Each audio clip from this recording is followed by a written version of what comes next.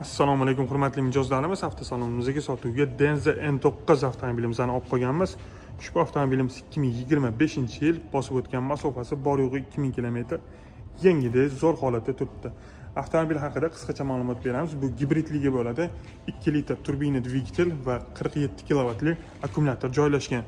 Gibrid rejimida avtomobilimiz 1300 km masofani bemalol bosa oladi va 910 bitta ot kuchiga ega. Tashqi ko'rinishi juda ham zo'r. Hozirgi kunda sotuv bo'yicha juda ham chaqqon bo'lgan avtomobillardan hisoblanyapti. Ushbu avtomobilimiz komplektatsiyasiga keladigan bo'lsak, juda ham zo'r komplektatsiya. Ko'plar biladi, krab rejimda ham avtomobilimiz harakatlana oladi. Salon qismi juda ham idealniy qilib ishlangan. Akustikalari общий salon qismida 28 ta joylashtirilgan. Oldida xolodilnik, orqada ham xolodilniklari bor. Old o'rindiqlarimiz isitadi, sovutadi va massaj funksiyalariga ega. Eshiklarimiz elektronli ochiladi va yopiladi. Paroklari bor o'zini.